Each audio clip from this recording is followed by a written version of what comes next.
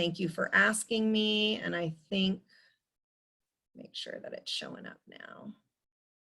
Do you guys Looks like see the it's recording? working. You see the recording? Do you guys see that it says it's recording? Okay, great. So I started that. I just can't see it because my screen's okay. Perfect. Thank you for reminding me. I really appreciate that because somebody did ask me to do that. So that way we can send it out to people. Thank you, Steve, too. Okay, so gaining mind over market, becoming an opportunity warrior. This is tactic 1. So we're going to go mostly in order, although there is one that we may take out of order just based on what we feel is most important. It doesn't have to go in order, but we happen to be doing that right now. I do think mindset is the #1 most important thing. So all of the strategies and tactics that we can teach you really don't matter if you are not in the right mindset and frame of mind to be able to embrace these challenges that we're facing and move forward and do the activities necessary. So we're talking about becoming an opportunity warrior today. Okay, so some main ideas. We'll talk today about perspective on the market, opportunity mindset, mastering your skills, installing key systems, and getting in the game. Let's start with perspective. So how's your market? Okay, we're kind of looking at our own market here in Hawaii, and we know that in any market, people always need to buy or sell, right? Markets always shift over time. If you look at historically, we have market cycles, right? They have a cyclical nature.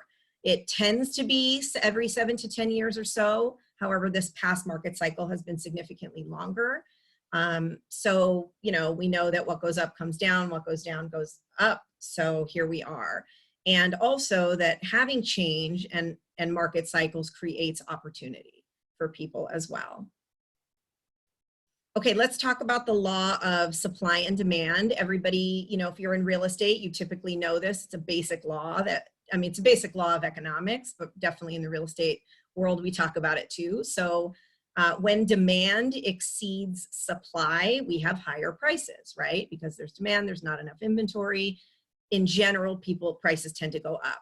When supply exceeds demand, prices go down. Okay, so some other factors that signal market changes is inventory, talking about supply and demand. Now, you're going to hear different people say that there's different number of months that they go off of in terms of whether it's a seller's market or a buyer's market. I usually hear anything from 4 months, usually between 4 and 7 months, okay, in terms of how quickly our inventory is being absorbed and what we have available. So it's considered a seller's market in this particular training if we have less than 5 months inventory. Again, some people say 4, some people say 6. A balanced market between 5 and 6 months inventory, and a buyer's market if you have more than 7 months inventory. And I know on Maui, we'll talk a little bit more about where our markets are at. You know, what we're seeing is an interesting thing. We have seen the ultra luxury slow down in days on market, and you can share with me if you're on another island, if you're seeing the same thing. So we've seen already that slow down, which is usually the first indicator. However, the lower end of the luxury, meaning say the $1 to $3 million range has still been moving. Below that, we see tight inventory. So we've been seeing tight inventory. Pricing in certain areas is still fairly high, and some people would consider that a seller's market. And if we look at the stats, which we'll talk about, you know, that can be the case. However, we are also still we're now seeing with the coronavirus, some things change pretty rapidly, right? We're having some people that want to get their properties on the market, especially if they have vacation rental condos, because they're worried about occupancy. And, you know, we do anticipate that we may see some more shifting into that buyer's market inventory opening up. Inventory always tends to be an issue with lack of new construction. However, if you remember the last shifted market, we had a lot of inventory and we had a lot of distressed properties coming up. So we do anticipate seeing that change. And if you want to type anything into the chat box in terms of what you're seeing, that is helpful, especially if you're on another island. So let me know. I'll take a look at that. Okay, so let's talk a little bit about affordability index, which is something that I don't think we talk about a lot. However, if you go to your board statistics, I would bet that you're going to see that that's one of the things that they're monitoring and measuring along with your other statistics in terms of market. Lihui was 3 months, okay, but going up. Thank you. Thank you, Steve, for giving us a Kauai update. Okay, so affordability index, in case you don't know what that is, or you haven't really talked about it or haven't been looking at that statistic or paying much attention, it measures somebody's ability to buy. So NAR has what they consider an affordability index, which is what we tend to look at. And it's basically looking at a typical, single family household and whether they could qualify for a mortgage loan on a typical or average home. And we'll talk about that.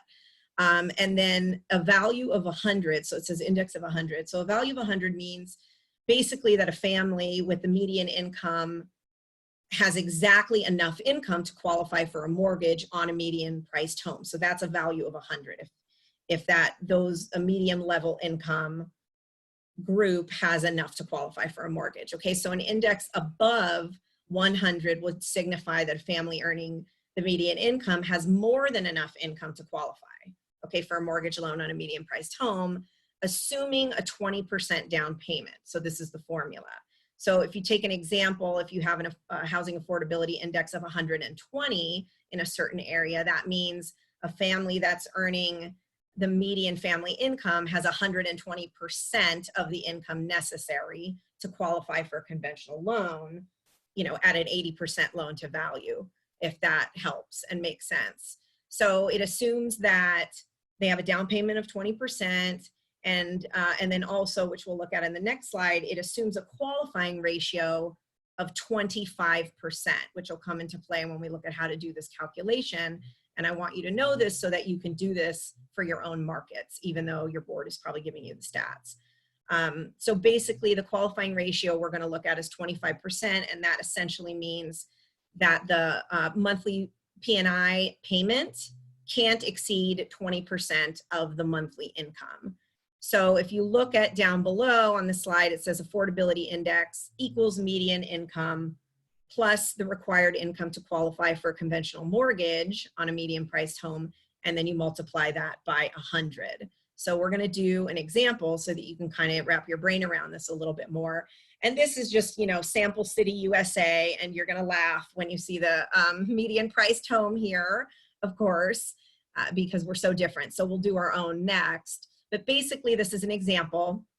So if you see that the median income is $69,300 in this area, this city, say, and a median priced home is $182,500, we're going to look at that mortgage amount. What is the mortgage amount for that home? And that's going to be obviously the price of the home less the 20% down payment, or you could say times 80% loan to value, and you're going to get $146,000, right? Which would be the amount of the loan. So what is the required income for that? Well, I mentioned that we use a qualifying ratio of 25% of that mortgage amount to determine what they would need to be able to qualify. So that's going to be 25% of $146,000, which is the mortgage amount. And so it's saying their required income is $36,500. So then you take the median income, but this is the affordability index. You take the median income, you divide that by the required income, and then you multiply that by 100 and you get your affordability index. So in this case, they're at 190. So does that mean that they are in a good position to qualify for this home, or a poor position? Very good. Very good. Very good position. Thank you. Thank you for participating. So great. So we've got that, and we see how that works. So now, actually, I want to go through, before we move on to the next slide, let's look at an example for our own market. Okay. So let's use, so our median household income, does anybody know what our median household income is in Hawaii, or maybe what it was for last year? So I went and I looked up some of our stats just to see where we were. Does anybody have a guess? 89,000. Okay, that's close. So it was 77,765. Steve says 80,000. Let me just look at the notes here. Can you please go into presentation mode? So Alan, I'm just going to respond. I know you asked me privately about presentation mode. The reason that I'm not in presentation mode on the slides is because I do have notes that are on my screen, which when I go in presentation mode, it fills up my entire screen, and I You know what? Actually, I think I have, maybe I could do it if I use printed notes. I might just do it old school here. Okay, yeah, you know what? I'm gonna go into old school and we're gonna see how this goes so that I can make this larger for you guys to see if that's a challenge for you. Thank you, Alan, for asking that. So I'm gonna go into presentation mode and let's see. All right, is that better? Can everybody see that better? Okay, so you can enlarge your own screen too, but yeah, you're welcome. So thank you. Oh, sorry, when I click on the chat box, it goes out of presentation mode. Okay, so here we go. There we go. All right, so let's talk about our stats. So say and you can do this if you want so that you can practice kind of doing the math on it, do this with us. So if our median, make your notes, median household, and this is household income, is $77,765 in Hawaii. Then the median priced home, so I'm using the median priced home, which is what I looked at. I basically looked at what ours was on Maui. Now yours may be a little bit different where you are. In February was $747,150. So that was our median priced home. And then the mortgage amount, of course, would be that priced home less the 20% down payment or 80% of that, which is $597,720 for the mortgage amount. So now what do I need to do? I'm going to get you guys involved in this. So somebody tell me what the next step is.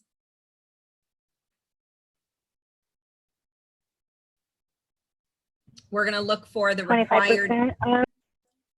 Yep, 25%. Oh, Michelle's saying it's not in presentation mode. Is it not in presentation? Hang on. 25% of 597, 720. Okay, so it is, yeah. So basically the required income, so we're looking at 25% of 597, 720.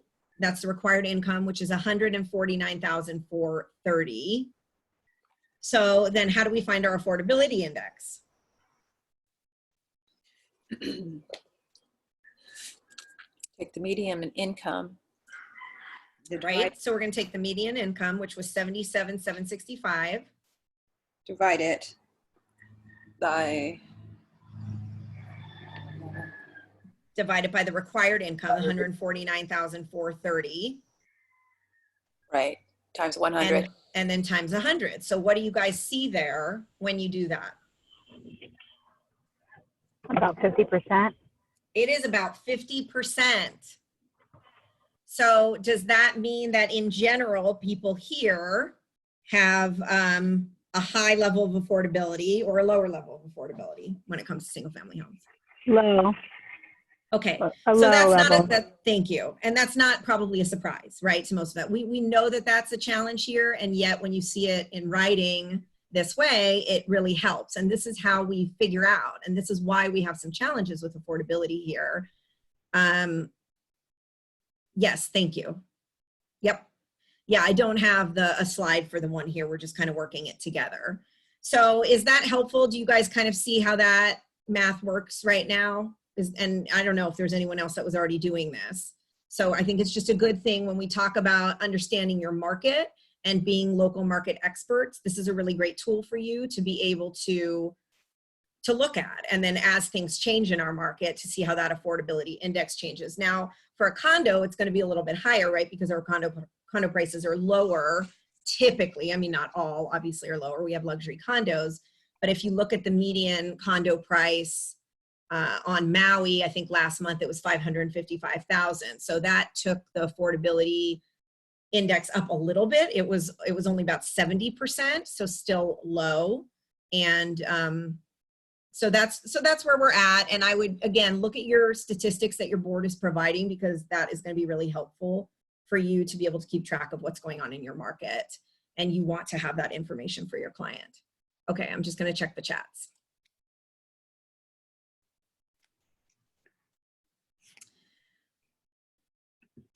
Okay, so yeah, so somebody's saying to me, sent me a message that says that Chad's saying he thinks it's important to note that being a local area expert means not only knowing the affordability of your market, but also if it's a cash flow market and an equity market as well. Yes, thank you for that. And people will buy. I mean, obviously, we have half of our half of our buyers and sellers are off island, at least from Maui. And I know Big Island is very similar. So yeah, people buy for different reasons. People may buy here. I mean, our appreciation rate historically in Hawaii has been a little bit higher than the national average. That may be a reason. And also for cash flow. If somebody's buying a vacation rental condo or even a long-term rental, cash flow is definitely a factor. So we'll talk about that a little bit later, and I think in some later tactics of shift. So thank you for mentioning that. And then Anne asked the question, so going back to the 25%, that is a qualifying ratio that we use to determine when you look at the mortgage amount, you take 25% of that amount to use as a formula for their qualifying ratio. Okay, so 25% is the qualifying ratio. It means that the principal and interest payment can't exceed 25% of the monthly income. Question? Okay, all right. Let's see. Okay, she's saying it's not in presentation mode. Let me just make sure I go back into this. Okay, there we go. So I think we're back. All right. So let's talk about continuing on the perspective of the market. 3 ways to close the affordability gap, which obviously we're experiencing here. So one way is lower home prices. One way is increasing borrowing power, which happens by lower interest rates, which we've seen for quite some time. Although with the refis recently, with the flood of refis, we saw rates go up a little bit. And of course, the Fed funds rate came down to 0, so banks can borrow cheaper. However, we know that if the Fed funds, it's great that it's at 0, and at the same time, it's a little scary it's at 0 because it means they don't have any more of an economic lever to impact that. So that's, something to really look at in terms of where we're at economically and where we may be headed. So we can close the gap through lower home prices, increased borrowing power, and increased income. So what of these 3 factors can an agent control? And use your mic ideally, if you could, just because I have to keep going back and checking the chat box. Okay, somebody's using the chat box. I wonder if I could open that and keep you in presentation mode. It keeps taking out my presentation mode. Okay, so home prices. Yes, Shar is saying, so the lowering of the home prices. So that's what we can control, meaning obviously it's up to our seller what they're going to list their price, what they're going to list their home for, and whether they're going to do a price adjustment or repositioning or, decrease, whatever you want to call it. And we can have influence on that by sharing information with them. Yeah, we can't control borrowing power or increased income directly, right? Home prices, pricing ahead and leading the market versus following the market. Yes, thank you, Shar. Okay, so what impacts affordability and availability? So you have 3 levels. One is kind of a macro level, which is your national level, and that is economic growth, inflation, and interest rates. Then you have your metro level, which is your city level, and that's population, employment, and household income. And then micro level, which is neighborhood dynamics, property conditions, and home prices. And so, where do we as agents tend to operate on a daily basis out of these 3 perspectives and areas? Micro. Yeah.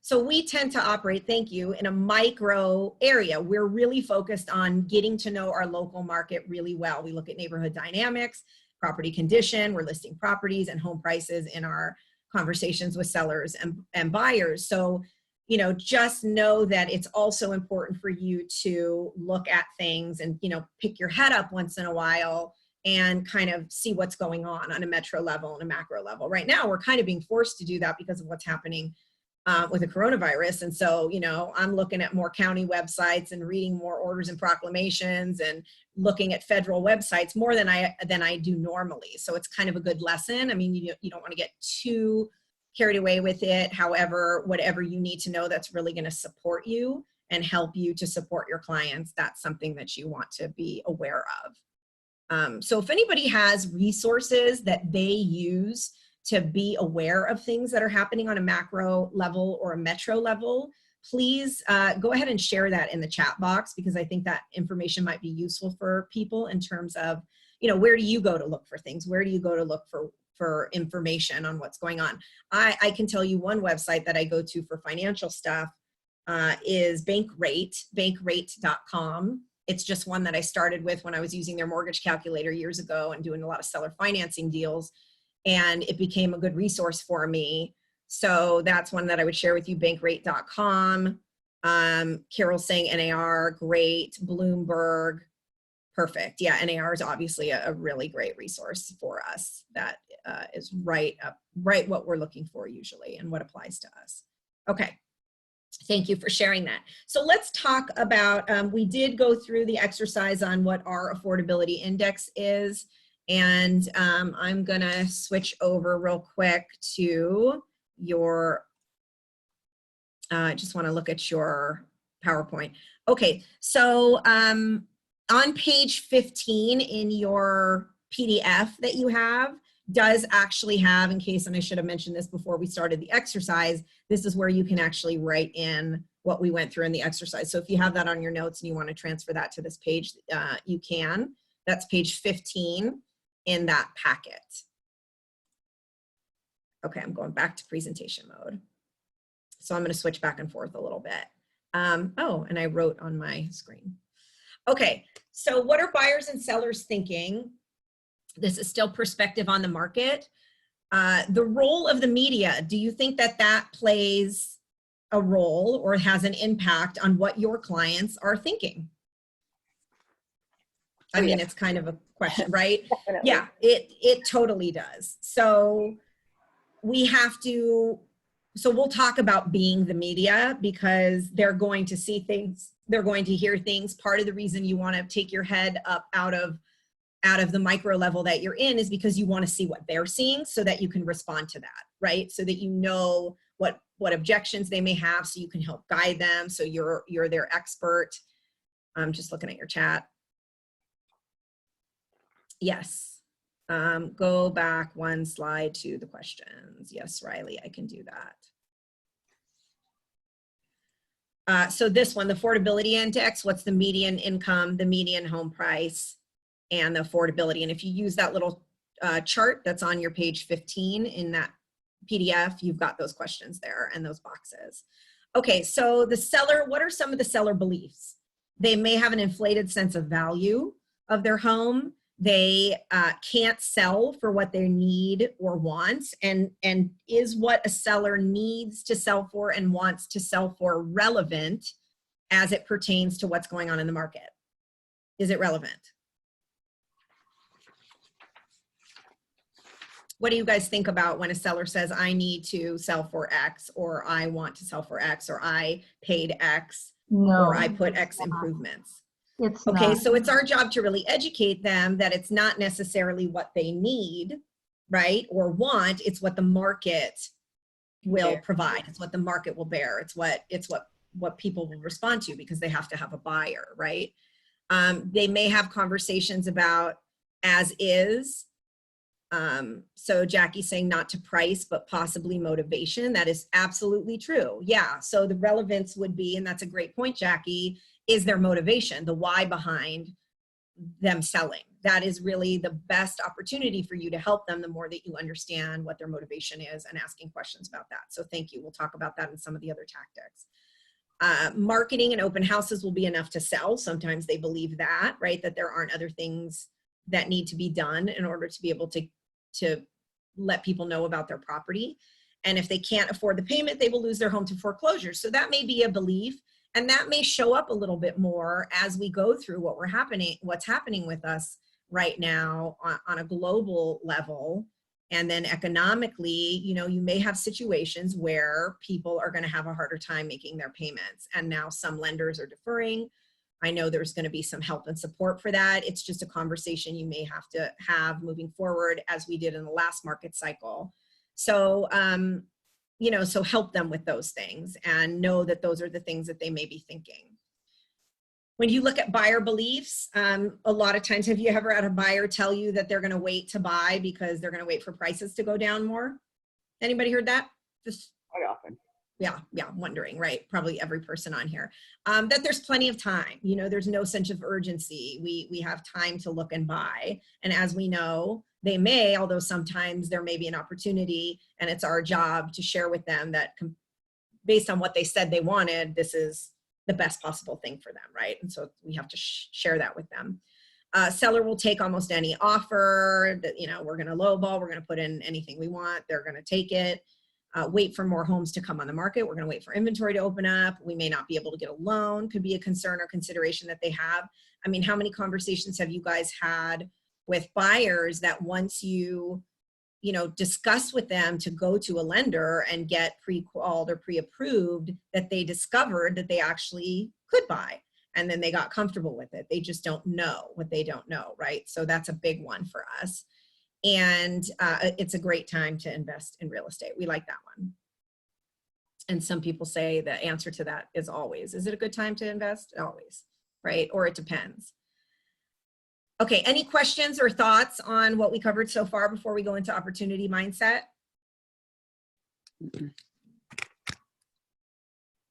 Okay, all right, I'm going to continue on.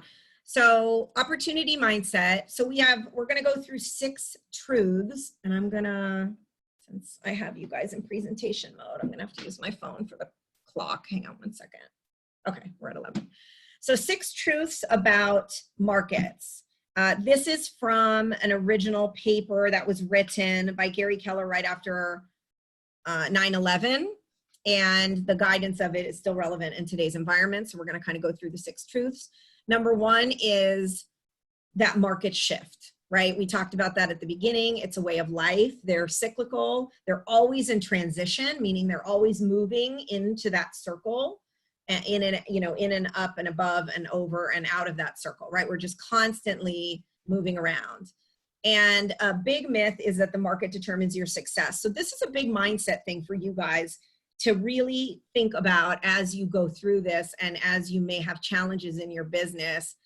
And we could get into a habit or a pattern where we start to blame the market or other factors for our ability to continue to run our business and have income. Now, granted, the market changes and it's our opportunity to adapt to that. And if you don't adapt, yeah, that might be a challenge for you because of where the market is and you're not in that market. You're in the market that was 3 months ago or a year ago. However, you know, the market in and of itself doesn't determine your success. I mean, how many agents do you know that have, you know, been extremely successful in all different markets? So it's really just a matter of what you're doing. And I don't want you guys to get caught up in, well, it's the market. Well, it's the market.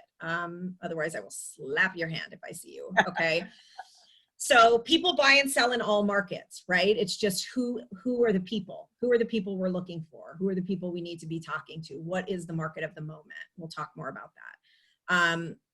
Down markets tend to have fewer great deals, and those that are great deals sell faster. So what we saw in the last market shift was, you know, we started to see more inventory come up, and then we started to see, you know, a lot of investors jump into the market, and then actually a lot of multiple offers on you know, some of those opportunities. Okay, up markets. In an up market, you need to have proactive and reactive lead generation. I'm checking the chat. So Steve is saying if this is a U-shaped recovery, buy opportunities may be short. Great. And then Shar, we can control our actions and mindset, not the market. Absolutely. Shift in mindset and create action now. I love it. So in an up market, we have proactive and reactive lead generation. So does anybody, who can tell me what is the difference between proactive lead generation and reactive lead generation? Can somebody give me an example?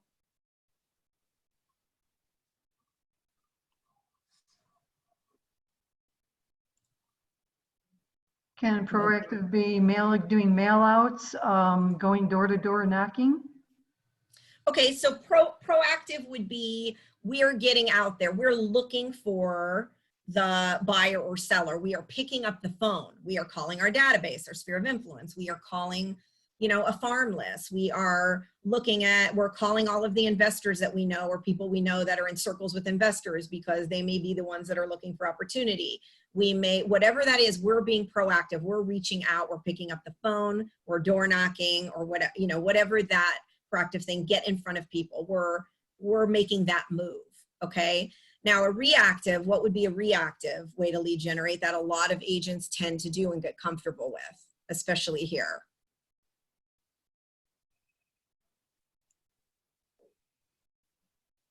So does do some of you just say, you know, work off of the phone ringing? Now you've built up a client database, you've been doing real estate for a while. And so when somebody calls you, that's when you list their property or that's when you buy. Okay, so a reactive would be, we are waiting for the phone to ring. Okay, these are very basic examples. There's a whole list of proactive and reactive, but I'm just kind of giving you some basic examples. Carol is saying proactive lead gen as if it's a normal market. Don't react by what we see. Reactive, we recoil. Reactive, and Andy's saying reactive is reacting to an email or phone call. Right, that's exactly right.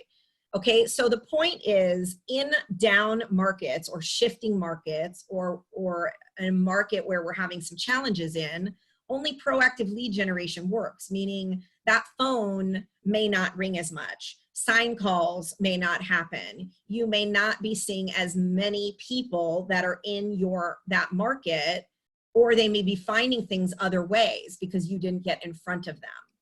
So you want to really look at what can you do and what activities are you doing on a daily basis that would be considered proactive. How are you making those contacts happen? How are you getting in front of people? Because if you're just waiting for a sign call, the phone to ring, you know, you can do your best to leverage your existing listings. That business may go down for you. And that is probably not going to be enough to sustain the business that you've had. Okay, 3, market shift equals new strategies are required. So we want to adopt an opportunity mindset, which we're talking about now. We want to seek only motivated buyers and sellers. Now, this is a difficult one and can be misinterpreted. So I just want to explain it. When we talk about, yeah, motivated buyers and sellers, I mean, we all say we want somebody who's motivated to buy or sell. So can you give me a definition of what you would consider as a motivated buyer or seller?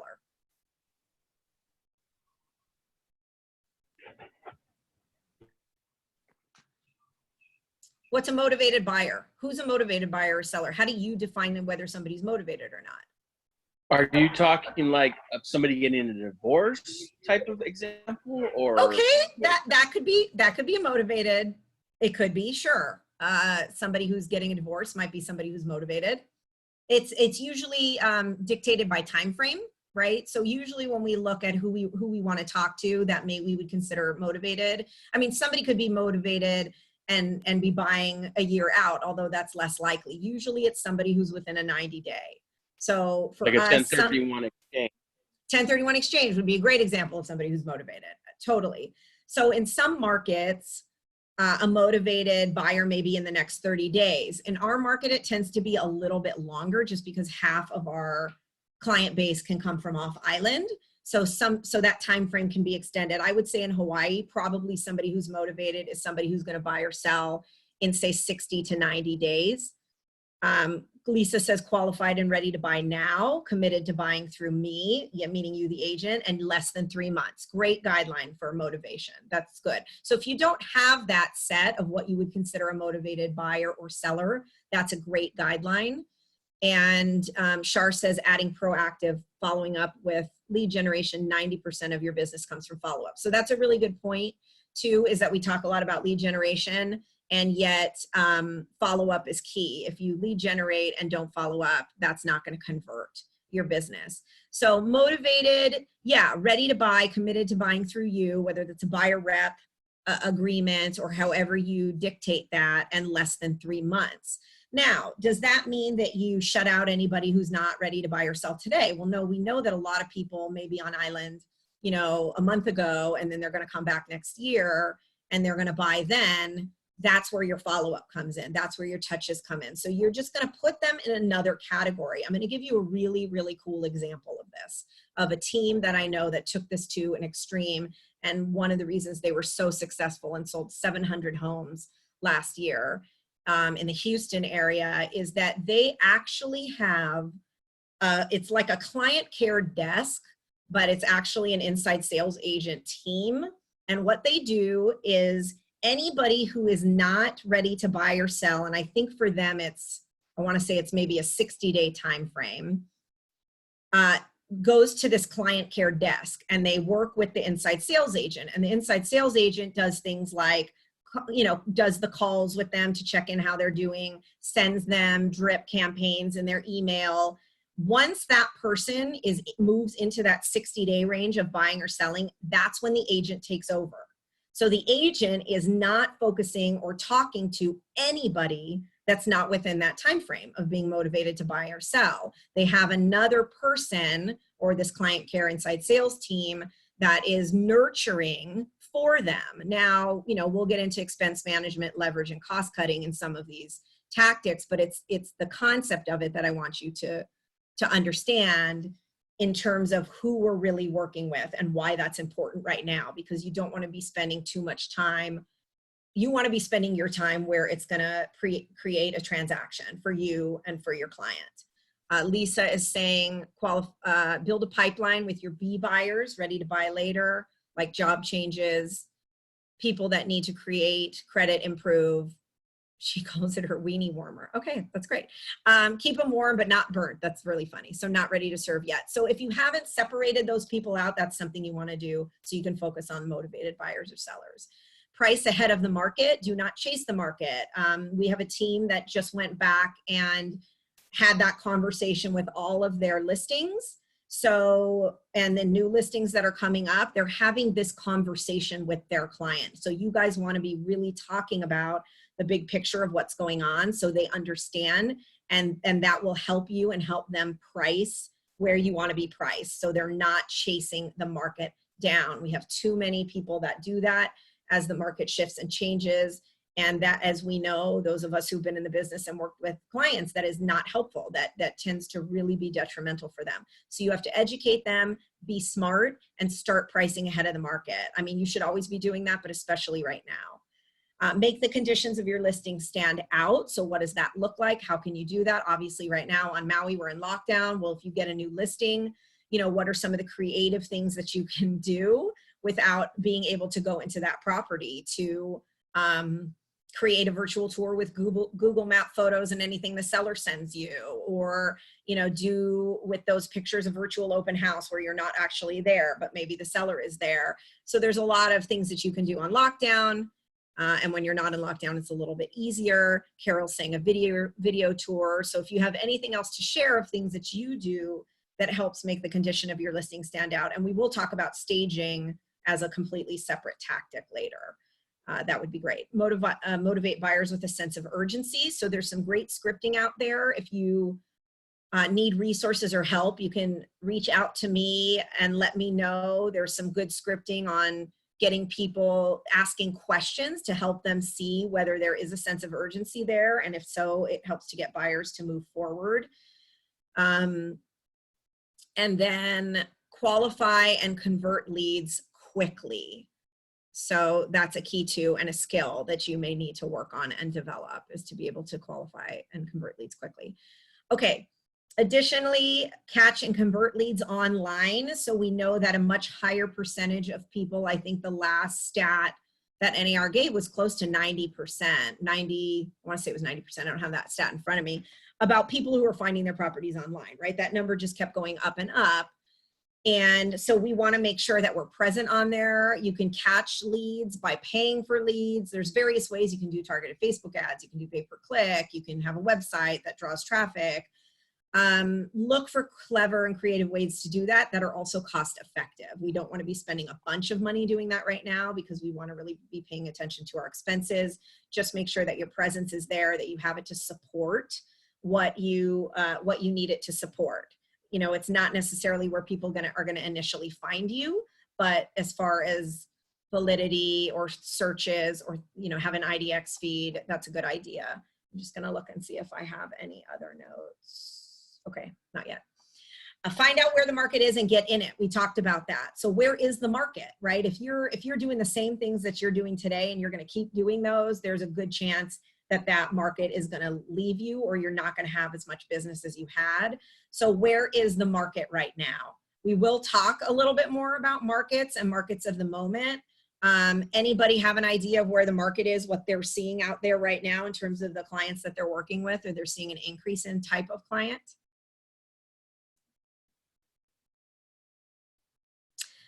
So while I'm waiting for some response on that, Michelle's asking, what about interior drone video from outside the property? So yes, you can, photographers on Maui right now, it's a challenge, right? Because is this an essential business? So we'll get into a conversation with that offline. The only thing you have to be careful with drones, which you've probably heard, is blurring out, neighbor properties or getting permission, because, there's been some litigation with people who are showing other properties on exterior drone footage, but interior is fine. Steve is saying chaos with clients going on right now. Yeah, we're kind of really just trying to keep deals together. Due to Corona, they can't order. Oh, don't want to go to, okay, I don't know if I'm understanding that. Don't want to go to amenities. So maybe explain that a little more. Steve's saying fear, military buyers are more hesitant. Okay, so that's interesting. So these are good things to be paying attention to, and we're going to continue to do that as we look at where the market is. Do more with less.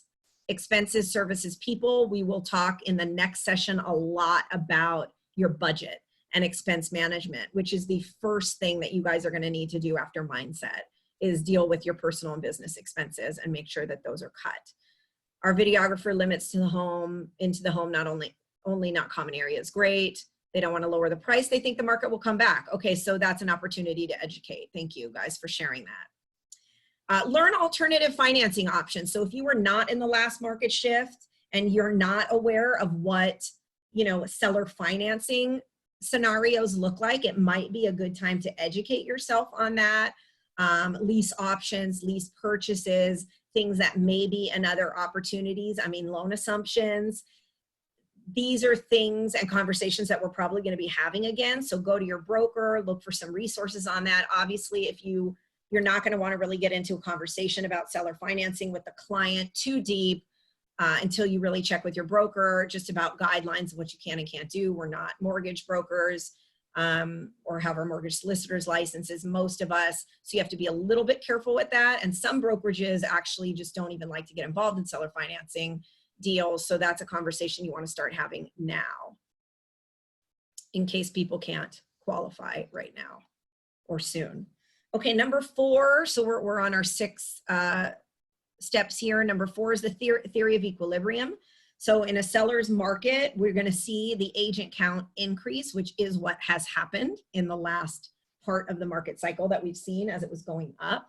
More people want to get in the business because there's money to be made. They think it's an opportunity, which for some people it definitely is. And they have the flexibility to be able to, and cushion to be able to do that. So, and then the opposite side of that, in a buyer's market, we're going to see agent count decrease. So as much as we band together and help each other and support each other, some people are going to get out of the market because, they're not going to change the way that they're doing their business to adjust or adapt. They may be at a place in their business where they go, you know what, I was looking at retiring or doing something else anyway, or I have another business I'm going to focus on. That's going to happen.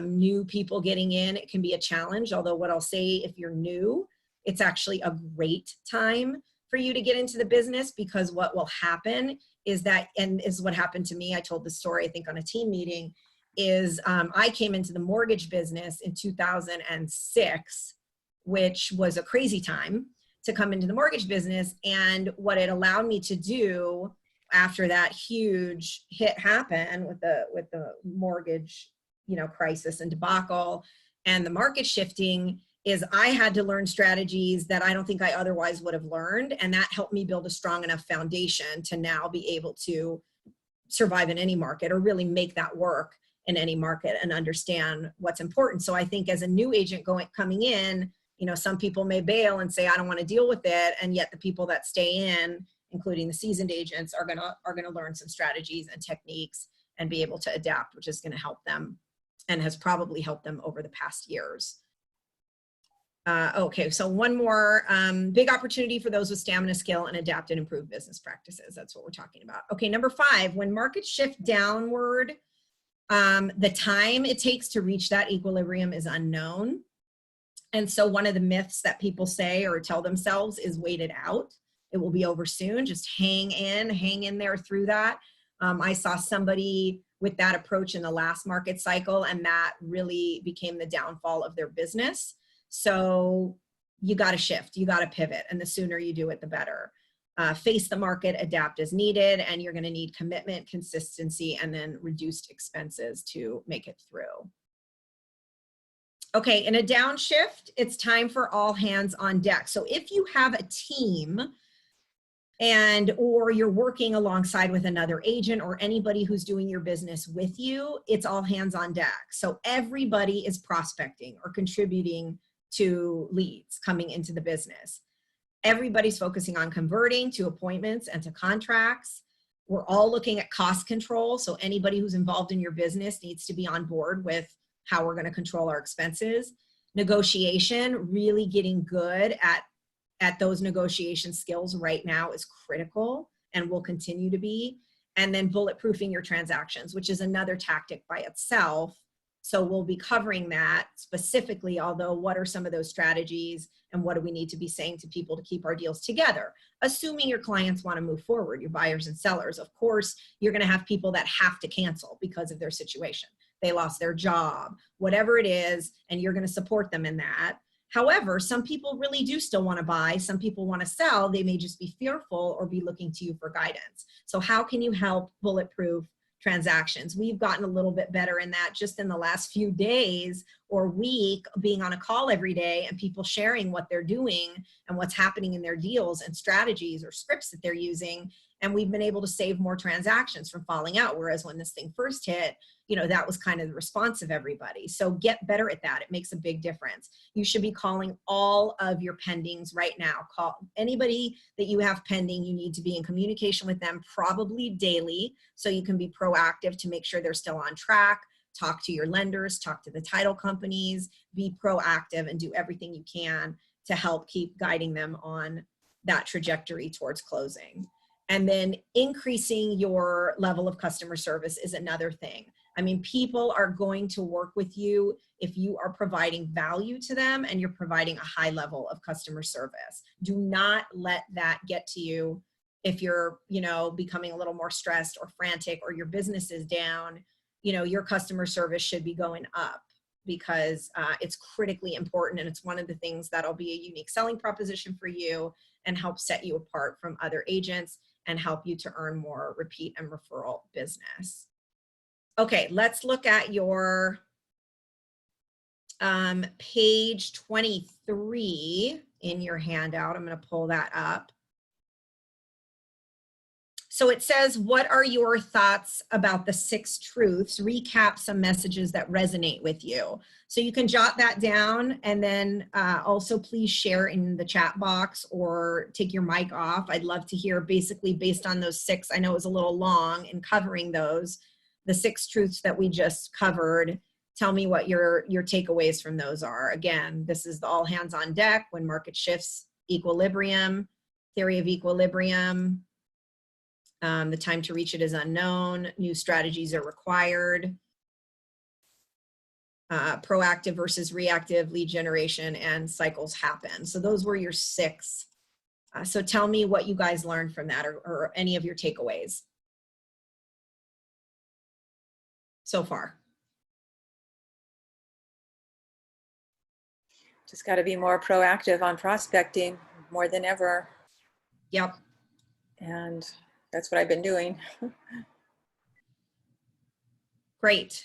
Okay, so being more proactive. Let's see what other people. Increase customer service, provide value. Joe is saying, yep. And then just going back to some of the old notes, Carol Ann, they don't want a lower price. They think the market will come back. Yes, we talked about that. All hands on deck. Thank you, Joe.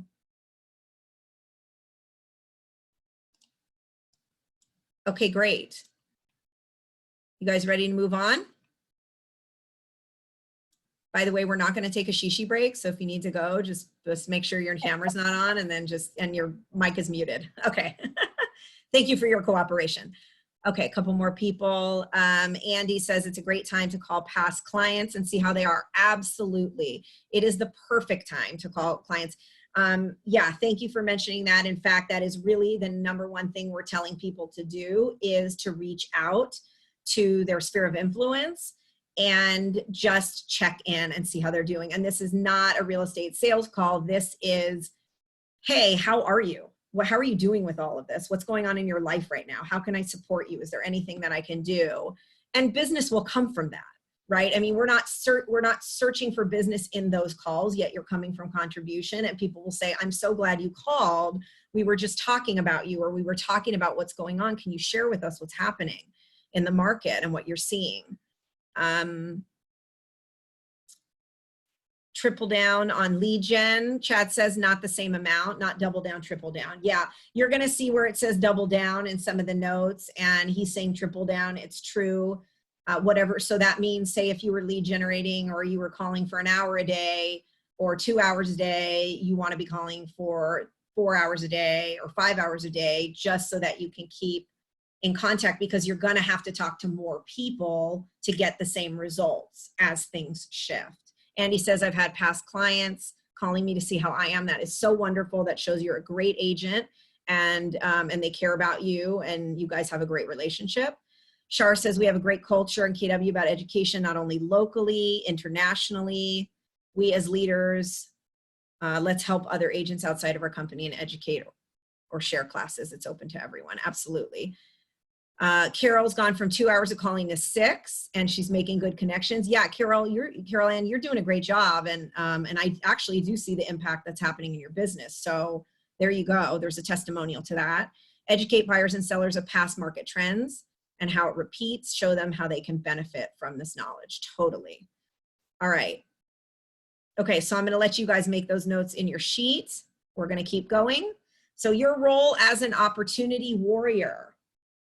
Have a plan and know what you should be doing at all times. This is where agents can run into a big challenge. I know you have additional challenges right now too. Some of you are working from home. Some of you have kids that aren't going to school and they're with you all day. You know, it can be a challenge. So the more you know the important things that you need to be focused on, and we'll talk about the Pareto principle, the better, the more effective you're going to be. So what does your plan look like? And by the way, if you don't have a plan on paper right now, meaning your business plan, a one-sheeter that says, here's the top 3 things I'm going to focus on, here's the activities I'm going to do every day, that's the first step, is to write that down. Know your strengths, leverage them, and execute, and delegate any tasks that you don't do as well. Now, again, you want to look at cost as a factor, but in general, you want to focus on your top 20% and have other people help you focus on your 80%. Sophia's asking how long on each call. So you mean each call to your client, I'm guessing. So how long should each call be? Let me know if that's not what you're asking, or if you're asking about the trainings. So if it's each call to your client, you know, that's a great question, and you have to gauge that. I mean, you have to be sensitive to having that conversation with them.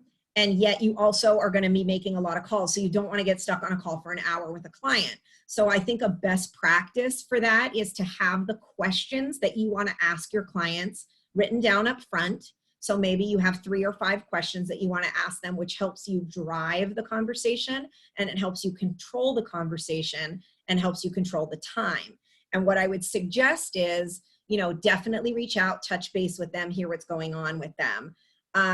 It's a skill to find a natural end to that conversation. And I think if they're getting into too much, or the conversation's going on too long, you know, then it's thank you so much for sharing with me. I appreciate you talking to me. Please reach out if there's anything that you need. And or why don't we schedule a time to do a deeper consultation, depending on what it is that you're talking about. Or, I want to make sure I have to go into a meeting. I want to make sure that I can give you my full attention. So why don't we go ahead and schedule another time to chat? Or why don't I check back up with you next week at this time? So you kind of have to gauge it. It's a good question. It's always a navigation. I think the best tip is have questions, know what your goal and purpose is on that call, even if it's just to reach out to see how they're doing. There's a couple scripts that I've seen lately that have a couple of questions that are really good. And then it kind of comes to a natural close. Jackie's saying right now, it seems some of them go so long and turn into consultations. And you know what? That's okay too. And if you lead right into a consultation because you're reaching out and they do need your help and support, and you do start talking about real estate, great. Now you have a call and a consultation in one. And that's a valuable way for you to be spending your time, one with them and also doing a consultation. Joe is saying complete a 135 and a 411. Thank you, Joe. So that's your business plan and your weekly, daily, monthly tasks that you want to be focused on. And we can do a training class on business planning too, if you guys want that. Sophia says, do you have a script example? Yeah. So what I'll do is I will send you guys script examples. I'm just making a note. I'm going to send you a script example in your email, or have Latasha send that out to all of you for having client care touch conversations. And Riley wants a class on business planning. Okay, we will do that. Sorry, I don't know why my nose is itching, but I keep doing this. Okay, I'm just going to scratch it so I can get it over with. Okay, so let's move on. We've got, so this class goes till 12:30, right? 12:30. Okay, so we're perfect. We're doing good. Okay, so let's look at some affirmations. Now, I also want to hear from you guys if you're doing affirmations. Now, some people don't do this as a habit. I can tell you when I've taken the time to do things, affirmations as a habit in the morning, it actually really does make a difference. So these are some examples of opportunity warrior affirmations for you. I'm an opportunist, and this is an opportunity, right, where we're at today. I'm a market maker, and will create my own market in these conditions. Okay, somebody read the next one. You guys help me reading these. Help me reading these. I want you to say them. I'm able, ready, and willing. Awesome. I'm a knowledgeable real estate consultant. I understand the big picture. Next. I'm a Who else? professional. I'm a professional guiding clients through the process. Great. Two more. Sellers need me more than ever to get a sale. Love it. And that is so true. And buyers need me more than ever to get the best price. love it. Great. And isn't that true, right? I mean, think about when you're making calls, some people go, oh man, I don't want to go sit down. I don't want to make the calls. What I really want you to think about when you're going to pick up that phone, you guys are agents, and many of you are seasoned agents, and you've been doing this for a long time, and you know what it feels like when you really help somebody, right? When you really help them find that property they've been looking for, when you really help a seller navigate a difficult position that they're in and are able to help them get their home sold without going into foreclosure or a short sale situation. And that's what it's about. And so when you pick up that phone, you want to think to yourself, I am making calls because I am coming from contribution, and there is somebody out there that I know that I'm going to talk to today that needs my help, that wants my help, and that I'm going to make a difference in their life. And if you really think about making those calls as that, you're going to do it all day, because the people do really need you. And what you're looking for, the people that the timing is exactly, when somebody says to you, I'm so glad you called. And that's not going to be everybody, and that's okay, because it's not now. Right? And at least they know you're there for them and they can rely on you, and it's a touch. So really thinking about that when you're making your calls. Thank you for that. Does anybody have their own, before we get into the next section, affirmations that they do or does that regularly that they want to share with everybody, or the results that they've had? Hey, Lisa, I just wanted to share a tip that I got from Jeannie Vance. She said, yes. Pick the affirmation that you want to use and say it as many times as it takes you to properly wash your hands. Yes. So every time you're washing your hands, you're saying the affirmation over and over and over until your hands are clean. There you go. At least 20 seconds of affirmations. That is a great one. I love it. Yeah, and also gratitude while you're washing your hands. So affirmations while you're washing your hands. Everybody's going to do that today, right? Right. Shake Well, your head. Yes, good. my coach makes me do it. I shouldn't say makes. I'm really enjoying it. Affirmations every day and send one to her. And so I'm enjoying looking online, but now I'm finding that there's also ones that are, you know, audio. So I said, geez, I got to start doing these too. You know? Yep. So it does Yeah, make listening to it. So Joe says, I'm a relational, relatable, and relevant. I'm relational, relatable, and relevant. I am limitless. Love that. Thank you, Joe. Okay. Okay, so let's look at when we talk about doing all these activities and how important it is, what the results look like when you do this over time. Okay, number one, we know we're a pipeline business. We talked about that at the beginning, and just 90 days out, we can tell that the activities we're doing today is going to either get us further to getting paid or further away from getting paid, right? So you know that if you're not doing activities today, you're not going to see money in 90 days. All right, is that fair? So this kind of shows you market shifting and market cycles and doing the activities, and how what we see happen is when you're able to do what's necessary to make it through and sustain your business in a shifting market, when you come back out of that, when that circle starts to go up again, the results are exponential. So this chart kind of shows you what is your market, right? The light blue, the whole column is what is your market. And then your market share is this blue line and the percentage below, right? So say your market, that's 100% of your market, that first one. And then your market starts to go down, meaning the transactions decrease, meaning the buyer pool decreases, right? Or you have some challenges in the market.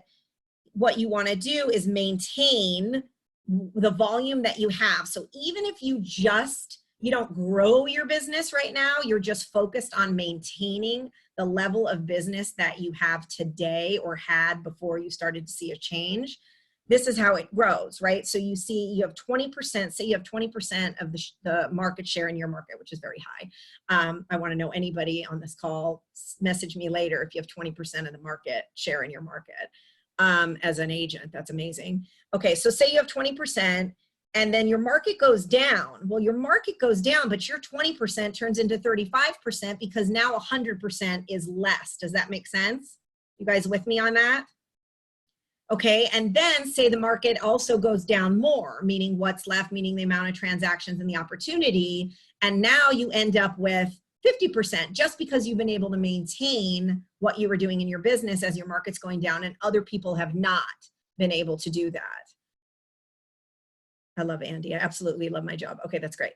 So then we're going to go to the next slide. So this is what it looks like as the market grows again. So that's when the market decreases, that you're maintaining it and your market share goes up. And then when you maintain your market share in a market that's growing, here you are at 50% because your market had shrunk and you had 20% that turned into 50% because you maintained.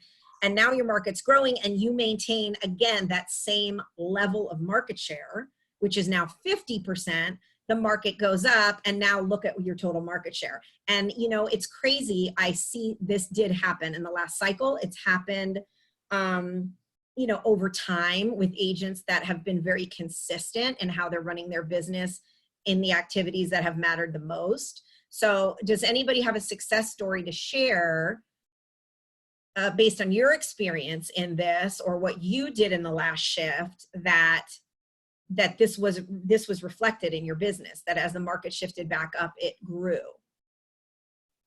Anybody have a specific example of that? I mean, I know there are people. Who has a specific example of something? This is Josh German here. Hi, Josh. Hey, Lisa. Yeah, so I was thinking of you as an example. Oh, good timing. I just got off the HAR call. Okay, good.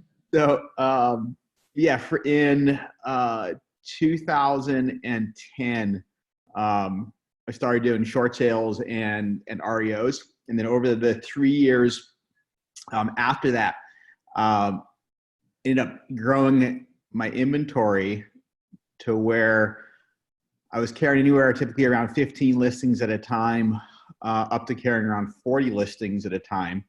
And then in 2013, when the market had shifted, all the listings that I'd been carrying all sold. Many of them sold dual agency as well. And so, I mean, until this last year, 2013 had been my best year. And it was a result of just collecting that inventory and the listings, I mean, over that 3 years prior. And in some cases, I mean, sitting on them for a couple of years as listings just because they weren't selling. And they just kept adding listings and adding more listings. And then ultimately, when the market caught up to where sellers' prices were and such, yeah, they sold and ended up having my second best year yet as a result of that shift at that time. Awesome. Yeah, that's a great example. I definitely saw that happen in your business too. And so that's a really good example of what we talked about earlier. And there is another tactic. We're going to focus on this, but really looking at the market of the moment and where the market is at. So what I'm hearing, Josh, is that you pivoted, right? So you weren't, obviously when short sales before that happened, short sales were not as, as common in our market. They're typically happening here and there, but you took the opportunity and went where the market was, and you were able, that helped you to not just maintain your market share, but grow it. And then now, of course, you have all that business, all those additional clients, those people are in your sphere, you're growing with them. They may then have other properties or be able to buy again, or they're referring you business. So that's a great example. That's a great example of taking a niche or looking for what is the market of the moment and focusing on that. There's also another broker in our marketplace who did the same thing, but a couple of market cycles ago, and that was Fred Haywood, where he was just, he was taking listings to what appeared to be overpriced and just kept collecting listings, maintaining them. It's tedious to do so because, you're sitting on listings that typically do cost money to carry and take time and resources and everything else. But Fred ended up collecting just a slew of listings. And it wasn't a short sale and REO market, but it was just a stagnant market. And then when it turned, the market caught up, and he had just had this windfall in sales. And that was about the time that I was getting into the business, is when Fred had all these listings. And then the money that he made in that sort of 2004 to 2007 time period is really what set him up to be where he is now, which is much less engaged in the real estate business. Yeah, he's pretty semi-retired. He's doing whatever he wants to do. And so he pointed out, we talked about it back like 2010, 11. He's like, God, I wouldn't want to take your place in having to manage so many listings at that time, but he said he'd been there too, and that's what had worked well for him in the past. That's great. And so that's something to really think about, and a really good example of that market coming back. And that's interesting because now we're looking at pricing ahead of the market as we anticipate things maybe coming down in price. And then the same thing, you were pricing ahead of the market as you saw that trend increasing. So, correct. And picking up listings are what's going to control your business. So everybody should really be focused ideally on listings. Take the buyers and do whatever you can to look for those listings and the activities that you're doing. So awesome, Josh. Thank you for sharing that. That's really helpful. You're welcome. Okay, so let's move forward. So now let's go into the next section, talking about mastering your skills. So focus on the basics. We're talking about assess your skills and look for ways to improve. So what do you already have that works for you? How do you continue to get better? Obviously, training is one way. Keep up your education.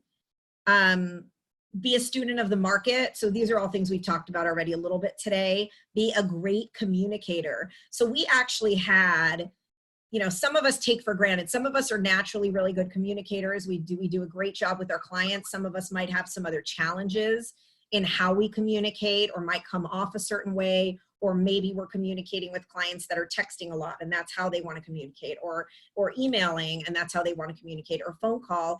And sometimes we have to really look at how do we be an effective communicator for our clients so that we can speak to them on a level that's going to help them get where they want to go. And you don't really think about increasing your skills in that area. Obviously, practice is one way. Another way is actually studying it and taking a class on it. We had a class that one of our executive team members in the office taught on communication because she is so good at it.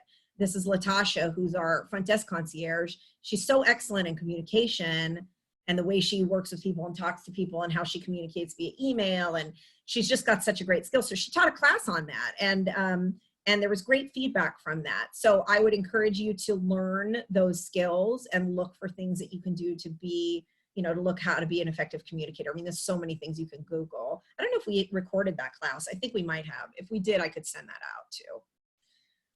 The next is lead generate. Chad already talked about this. Here it says 3 hours a day, and I say or what it takes because it can be double that, it can be triple that. It's really also going to be attributed to your skills and your ability to convert. Yeah, we'll talk, Riley, we can talk a little bit more. She's asking about collecting listings. So we're not talking about collecting listings that are overpriced right now in the market that you're in if the market is not going up. So like what Josh was talking about and what Fred did is that market was already increasing. So they were pricing ahead of the market. That is different than collecting a listing right now and overpricing it for them to sit and not helping it to sell. So it's a little bit of a different strategy, which we can chat a little bit more about. And then the pathway to mastery is teaching, Chad says. So the other thing that I wanted to share with you, when we talk a lot about lead generating and talking your sphere or making phone calls, one of the things that helped me tremendously was we had an instructor come and talk about this, and his perspective was different, and I loved it. And what it did was it helped me shift from 3 hours of calling to 1 appointment a day. So what he came in and said was, hey, you guys, focus on, if it helps, and this helps so many of our agents, just getting 1 appointment a day. So you're going to make calls until you get that 1 appointment. So it's not about, I have to sit down and do something for 3 hours that I might not feel like doing right now. And I know a lot of you do lead generate, and that's part of your daily practice, and you have a killer business, and that's great. I know some of you may have challenges with that. So for me, I loved the idea on, okay, I'm going to talk to people and I'm going to get a listing consultation appointment or a buyer consultation appointment. I mean, for us, it was focusing on listings. So we wanted it to be 1 listing appointment. So, and I found that it changes the way you think about it when you start to go, okay, my goal is 1 appointment. My goal is 1 appointment. So hopefully that helps you to say that that's going to be the goal. And it's kind of not really subject to interpretation. There's not a lot of gray area. It's basically, I'm having this conversation with the goal of 1 listing appointment. So that's going to help you figure out where you're going to direct that conversation to go. Do you know what percentage of the market is down now with this crisis? What I would say, Carol Ann, is pull your stats. I mean, I looked at the RAM stats for Maui yesterday, and you'll kind of see where the trends are going and pricing. I think that we still have a little bit to go before we really see a huge shift in that because of what I mentioned at the beginning of where we're at with inventory, and we are still seeing multiple offer situations. So you might not see the results of that quite yet showing up in stats. Some areas you might. So I would just say, look at your stats. Keone says quality, not quantity. Yeah. So talk competently with sellers about pricing. We'll be having a tactic where we talk about pricing strategies. Maybe Josh, you can be a guest on that, on that one. I'll see if we have a guest for that one. That would be a great one for you to be a guest on. Motivating buyers to buy. So how do we have those scripts and help support them and what they're looking to do and get them off the fence if they do want to buy and can buy, and convert leads to appointments. So those are all skills that are going to help you right now to focus on. If you're thinking, what do I focus on? Assess your skills, know your market, prospect, try new sources for leads. If you've been doing something that's working well for you, double or triple down on what's working well for you. And then also you want to really have 3. We tell our agents that the best thing to do is focus on 3 areas of leads, sources of leads, because it's tough to focus on more than 3 and do a really good job with that. And one is typically not enough, especially when you're looking at a market that's shifting or changing, because that may dry up and not provide enough leads for you. So three areas you want to focus on. Know your scripts, backwards and forwards, get to know new scripts based on what's going on in the market right now. These are common conversations that buyers and sellers are going to have. So, you know, have an answer for it. Be an expert. Know what you're talking about. That's the best way to do it. You don't want to be practicing on your clients. You want to be helping them and supporting them and moving them forward. Make offers to generate responses. So I think this is a good one to pause for a moment on, because I see a lot of sometimes contracts going back and forth and counter offering. And I'm not saying, and you know, I'm not your broker if I'm not your broker, but you know, talk to your broker about it. But what you want to do is make the deal work for both people, and you want to move it forward. So there is a skill to how you submit offers and how you work in negotiation and countering. And you really do want to minimize that, you guys, right? You want to minimize that so that you can find a common ground quickly and move forward. Because if you get too down the path of back and forth, you know, your likelihood of that deal coming together can go down, because people start to get emotionally attached to what's happening, too emotionally attached. I mean, for your clients, it can be emotional, but you want to stay, you know, as a professional and guide them through it. So make offers to generate responses, to you know, get a counter if it's not, you know, I'm not saying offer full price at every deal, but just help people to help you, right? And we're also working together as agents. We need to work as a team. We are going for the same common goal. So don't start to get in a fight with other agents on the other side, which first of all has nothing to do with you. It's about your client. So yes, you care about them and you're not on title. So just kind of do your job, to be frank. And, you know, work with your broker, work with people that know, that are good at this to help you with that. And then lastly, on this page, have a clear, concise, unique selling proposition. So a USP, what that means, let me see what the notes are here. Tony, teaching strategies, purchase contract. Okay, so Chad's saying that they have a class, strategies of the purchase contract, that they discuss some of these things. Everyone is welcome. That's the Honolulu office. They discuss negotiations. The only thing, Chad, we can talk about that later. I mean, I think it's okay to invite people. You just have to be really careful, because you don't want to, you know, we don't want to advise you. We want your broker to help guide you on contract writing and things like that. But as far as general strategies, absolutely, just like your board teaches. So some of those, I'm guessing, are also covered in that class and would be helpful that anybody can use.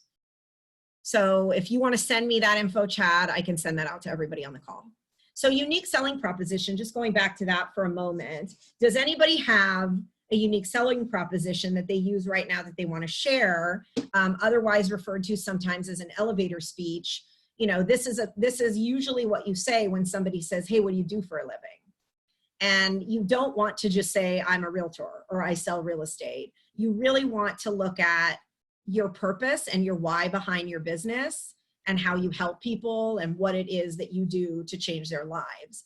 That makes it unique, that gets people to want you to share more about what you do.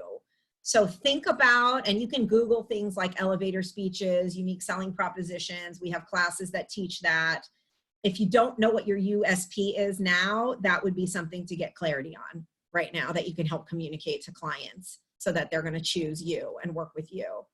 Okay, we're going to look at your course, page 30, and then I want you to share what improvement would benefit you the most. So I'm going to end the show and I'm going to go to your course workbook. And by the way, if you joined late, if you go into the chat box and you scroll all the way to the top, you will see this PDF in there that you can download.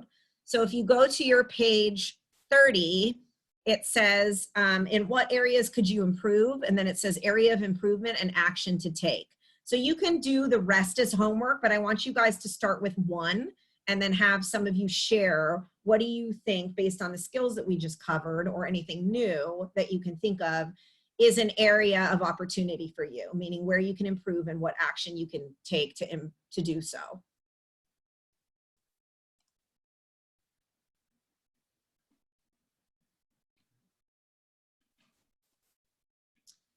So Riley's saying getting clear on your USP. As a new agent, it's hard to know why they should choose you over someone with 20% market share. That's a great point. So your unique selling proposition is a great way to do that. Carol's saying technology, mastering command, the command platform, so you can benefit from that. That's great. What else? A couple more. Triple your calls, Michelle. Joe, articulating your USP and getting excited about it, and presenting it well. Clarity is power. So yeah, that's a good point too, is get clear on what it is and then practice it on people. And you can even say to people, hey, you know, that might be a client or might be looking to buy or sell. Hey, I'm working on my unique selling proposition. Can I run it by you and get your feedback on it? Like, how easy is that to do, right? That could be your call. That could be your, you know, when you run into people, when you can start seeing people again in person. Klaus is saying, I don't see the PDF. So it's at the PDF. If you go into the bottom of your screen, you should scroll over and see the chat box. And if you look at the chat box and you scroll all the way, open chat and scroll all the way up and see where the PDF is. Let me know when you find it or if you don't find it. If not, I can send it to you, but basically what you're writing is an area that you want to improve. Be consistent in routines, especially while working from home. USP scripts, lead gen, do drip campaigns. Oh, I'm at the top, but I don't see it. Okay, let me go back and look at the chat box real quick. Let me see if I can. It's there. It's there? You guys see it? I do. Okay, so some of you see it. So click on chat, and then I'm just gonna scroll all the way up to the top. Yeah, you should see it there. It's there in PDF form. It says Shift Tactic 1 Guide Manual from Latasha Baldwin. It should still be there even if you came to the meeting late, but maybe you're saying it's not. So if anybody is on this call that's in my office, can you, or actually anybody else that wants to, if you can like re-download it, save it, and then re-upload it to, there's a file option on the chat box, that would be great for everybody while I'm running this. So I trust that somebody is going to do that right now. Okay, so yes, it looks like if people join late, they didn't get it. That's an interesting thing. So if somebody can do, is somebody going to do that for me, or do I need to do that right now? Somebody's going to upload that for me, right? Okay, Lisa's going to do it. Thank you. All right, perfect. So I'm going to go back to, so share, so anybody else want to share? Otherwise I'm going to continue on with our PowerPoint here. Go back. There we go. Okay, keep up with your education, be a lifelong learner, become a teacher, coach, or mentor, right? You can learn by teaching, by helping, by mentoring. It gets you better at the things that you know, everybody says if you really want to learn something, teach it, because that's what's going to help you improve. So it's a great way to learn yourself. And when you cut expenses, this is important because we're going to talk a lot about expense management in the next tactic. Do not cut education. That is like the most important thing that you could be investing in, because in a time where things shift, growing your skills, growing the type of people you're working with, that's going to be critical to you to be able to have success. Use education and plug in and grow. And Lisa just posted that file again, so thank you so much for that. Okay, so now course page. Let me go back to look at your exercise on page 32. So now we're going to go to your next page in your course, which is page 32. And it says, what educational events will you participate in the next 6 months? So does anybody have any, now granted, if you were going to travel for something, like I was going to go to Entree Leadership in May with some of you on the call, and I don't know now if that's going to happen, which is okay. And maybe they'll shift to a virtual. I'm guessing they will. But that is one. Dave Ramsey's Entree Leadership is the best best conference I've ever been to in my life. I'd highly recommend it, or any online trainings that you're doing. Core B, Carol's saying, great. Ignite and Bold, any online trainings. So write some of those down that you're gonna commit to help you grow as an event. Okay, let's keep going. Okay, be a student of the market. This is an everyday commitment, especially right now, things are changing.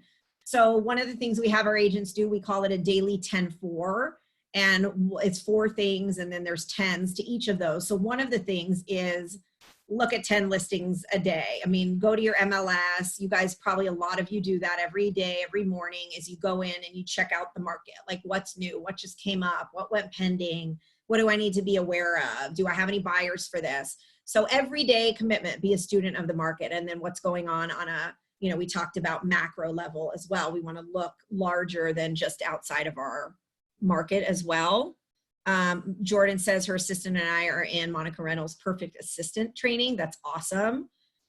Data is your friend, know where to find it. We shared some resources earlier in the chat about where people go for data.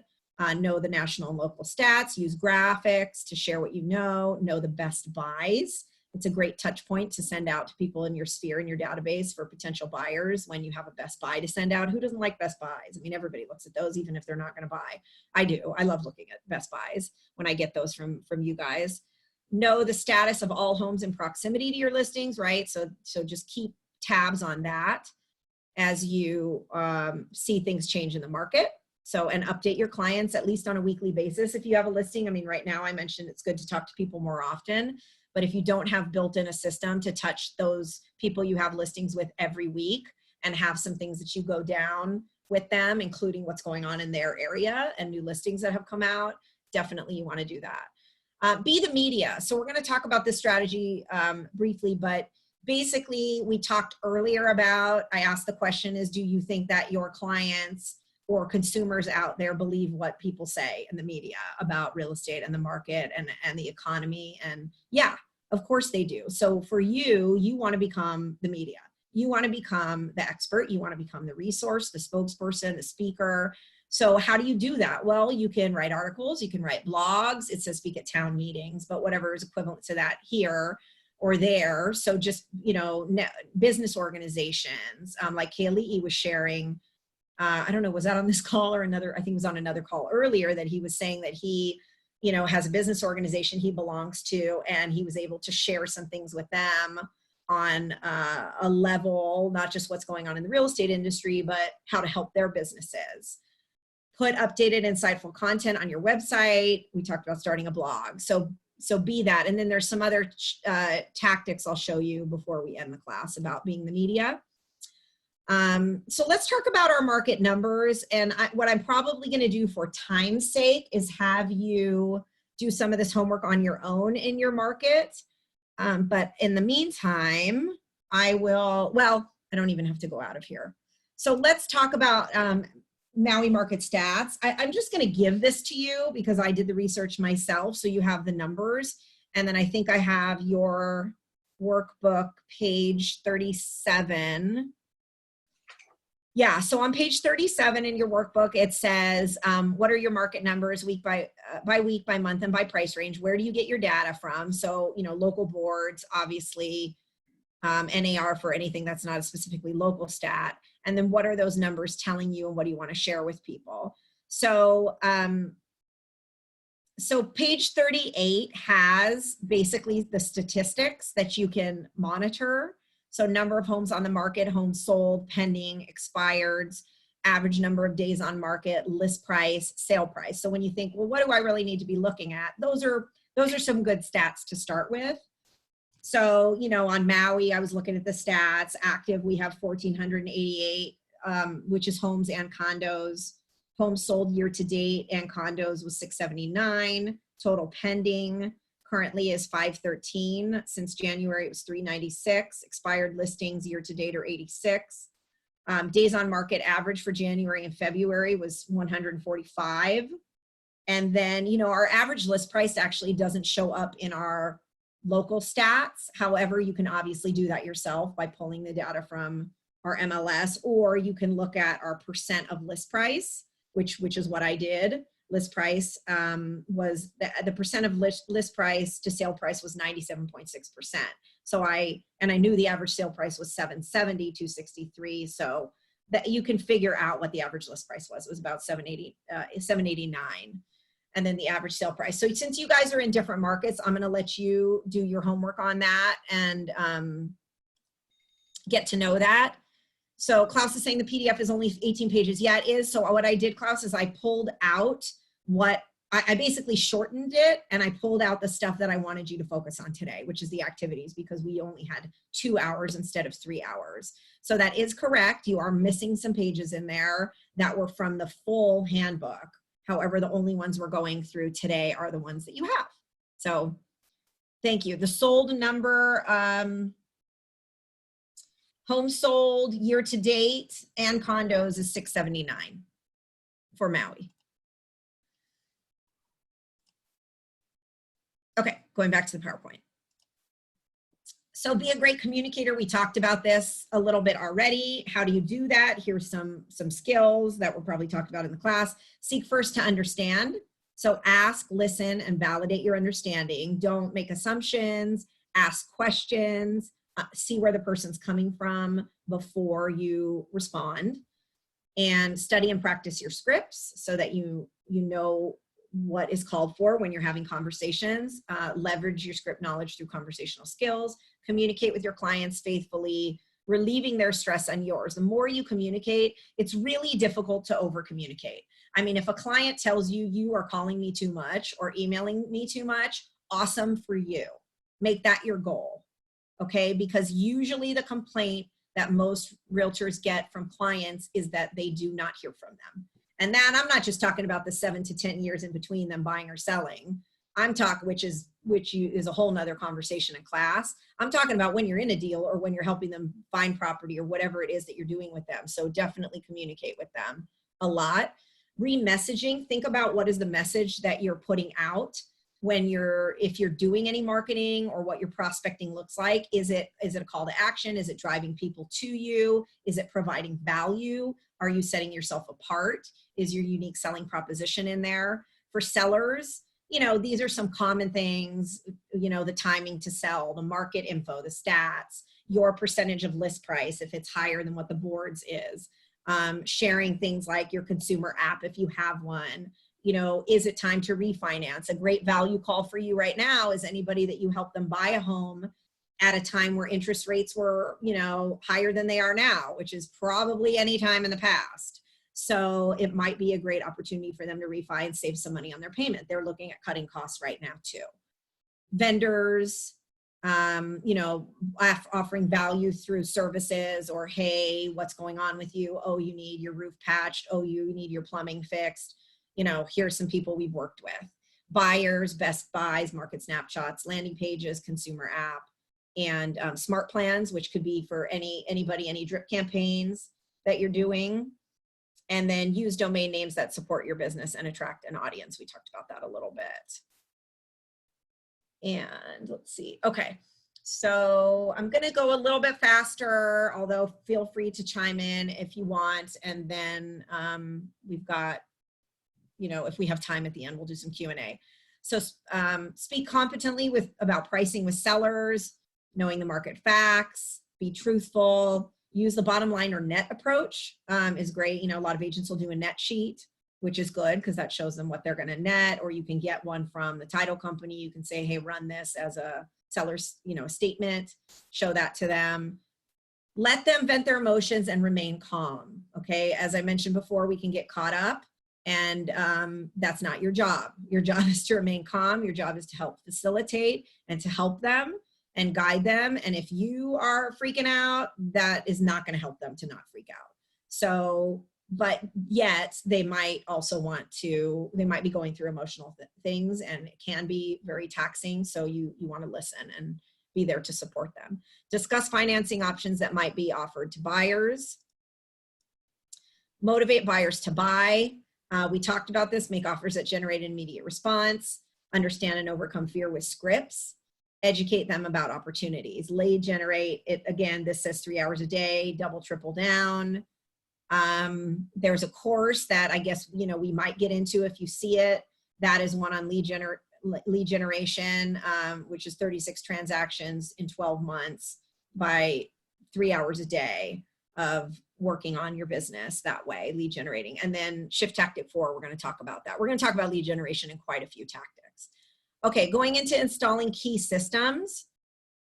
Be efficient and effective. Review everything you do with a critical eye and focus on your 20% activities. So we talked about this before. I don't need to get into, most of you have heard about the Pareto principle. Vilfredo Pareto, the Italian economist who did a study and learned that 80% of the land in Italy was owned by 20% of the population. And basically that 80-20 rule is applicable in anything. And in our business, you want to focus on the activities that are going to produce results for you, the top 20%. And basically, without going into more detail about it, it's going to be lead generating. It's going to be talking to people. It's going to be looking for those appointments. That is your highest and best use right now and always. Rethink how you will use and work with people, restructure as needed, and increase accountability. Those of you who have teams, this is a huge thing, and we're going to get into leverage when we talk about tactic number 3. So really rethinking how you use and work with people. It could also be how you work with your clients.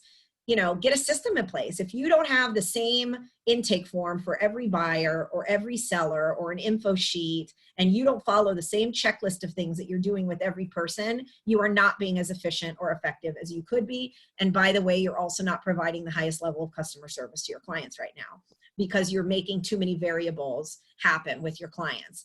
And the more consistent you can be, the more likely you are going to be able to provide that high level of customer service. So get a system in place and be efficient and effective.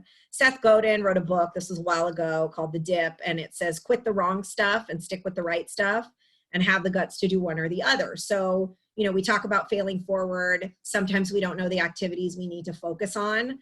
Once we identify what we want to focus on and what path we want to move forward on, then quit everything else. Don't do anything that is not moving you in the direction that you want to go, because every action that you do, every activity you do, every moment of the day is either moving you closer to your goals or further away from them. Systemize everything. Okay, we talked about the habit, converting leads, follow up, manage expenses, leverage your people, and have a great vendor support team. So one of the things that I wanted to mention, it's in your packet regarding a vendor support team on the next page. You want to really start to inspect who are you working with, who is on your team that's helping you and helping your clients get where they want to go, and maybe write down the people that you love that have done a great job for you and your clients, and maybe some people, you know, that haven't, that you might want to get out of that circle, that are not the best people to be working with right now. So you really have to make sure that everybody is providing that high level of service, and if they're not, frankly, you know, are they really earning your business and your client's business? Okay, get in the game, last section. Thanks for hanging in there, you guys. You're doing awesome. So commit and don't quit. Lay your foundation for growth on improving markets. Lay your foundation for growth in improving markets. Have a game plan and stick to it. Know your role, revamp it if necessary, and focus on dollar productive activities. Okay, so I'm not going to get too deep into this. I think we're going to cover this in another tactic, but what I will say about the slide, and I printed it out for you in your PDF, and I also put little notes in there so that you know what we're talking about. Anybody can follow this, and this is about systemizing your business. So what this relates to is having a flow in your business and having the tools to track what's happening in your business. So just real briefly, listing management relates to what we call a career growth initiative calculator. But what essentially is it's just a mathematical equation of how many listings, how many closings do you want? What do you want your income to be? And work backwards. What do I want my income to be? How many listings do I need to close? How many listings do I need to close? How many listings do I need to take? How many contacts do I need to make to get those listings? It's basically a mathematical equation working backwards. Think about what you want to earn or what your ultimate goal is, or how many closings you want to have on the list side, and then calculate that backwards. Listings monthly is how are we doing? So every month, are we on track? Are we on track of where we need to be? And if not, what do we need to do? And how do we shift our activities to stay on track with what our goals are? Your pipeline is what you want to be working off of. Those are your immediate buyers and sellers. So you should have a pipeline. Some people keep it on an Excel spreadsheet. Some people keep it in their database and then just export. But you want to have about 50 people on there at one time that you're really moving towards the deal faster. So if these are prospective buyers, how do you look at that pipeline every day and move that deal forward?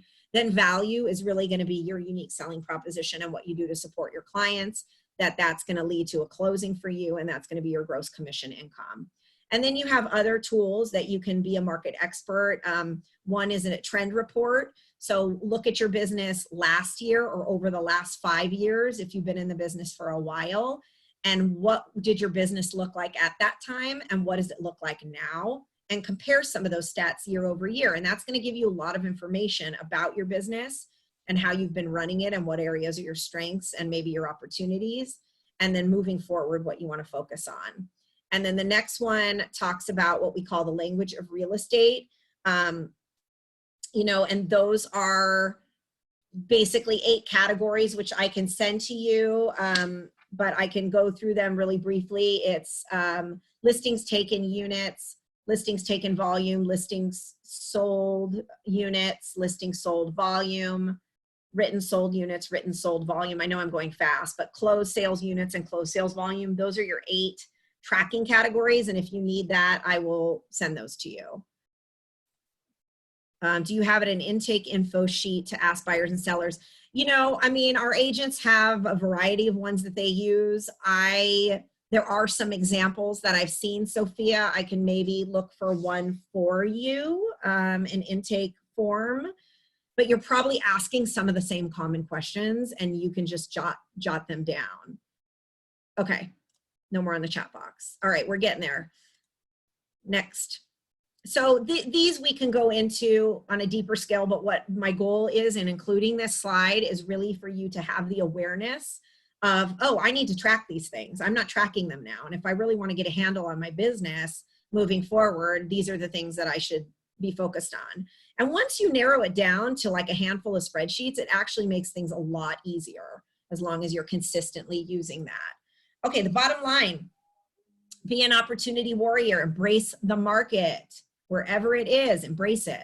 Accept the law of supply and demand. Understand and use a local affordability index that we went through earlier on the call. Become the media.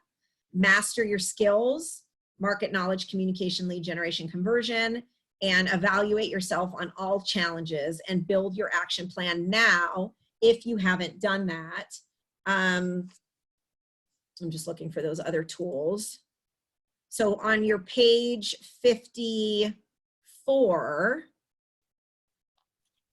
is checking the boxes to indicate who's responsible for the dollar productive activities. So if it's all you, if you don't have a team, guess what? These are all you. If you have a team, it may be spread out amongst your team. However, as we said, all hands on deck. So really everybody should be participating in these activities. If you were to say, Lisa, I don't understand what my dollar productive activities are and what's going to produce the return on investment or what I should focus on, guess what? Here you go. This is your job. Lead generate, lead convert, go on appointments, get contracts signed, and close transactions. So that's on your page 54. So go through that, make a commitment to do that, and or train or coach someone to do those activities. And you probably want to put a date on that or something or a timeline that you're going to use in terms of focusing on that. So if it's lead generation, I will do this. Okay, I'm going to do this 2 to 3 hours every day. How you might be focusing on your lead conversion, getting listing appointments, etc. So I just put that in there so that you had that as a guide.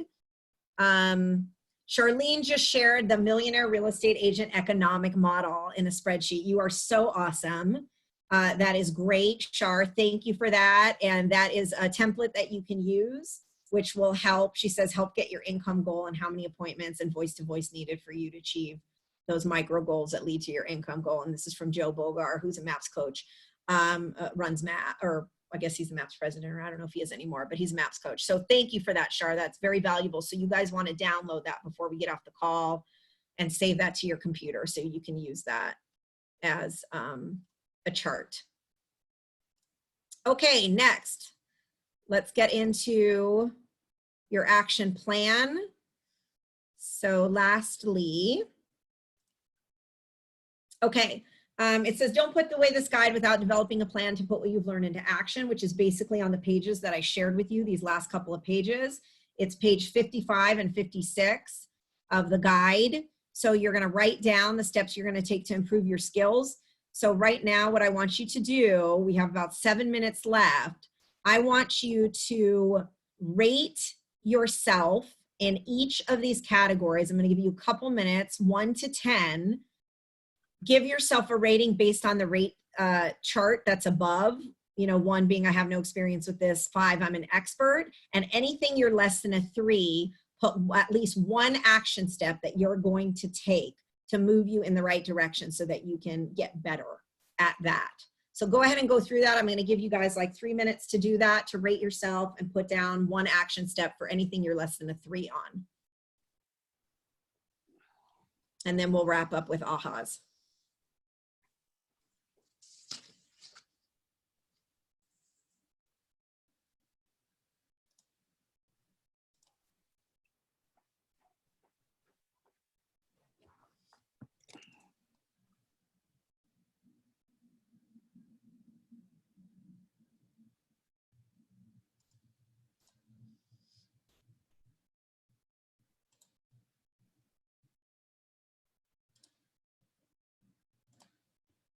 Okay, keep going.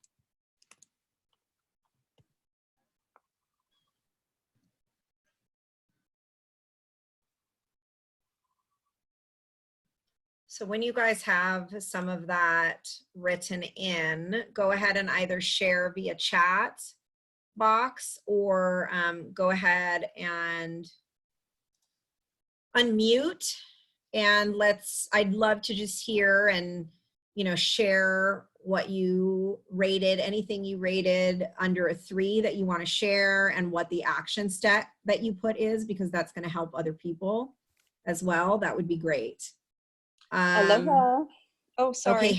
Hey, wait, let me just respond to Sophia real quick. Action steps on these numbers. So basically, what we're doing is where you have challenge written, there's a challenge. So for example, the challenge 1 was I understand the concept and causes of market shifts. So I may say, you know, I do really well. I study economics. I'm really up to speed on what's going on. So I might rate myself, you know, I'm confident with this number 4. So I would move on. I'm just explaining it. And then if the challenge, and if you have no experience with understanding the causes and concepts of market shifts, I would put, say, a 1. And then I would say, I'm going to start studying NAR stats, my local board stats. I'm going to look at, things like bankrate.com, what people, Bloomberg, everything that people mentioned to start getting up to speed on that. Does that help?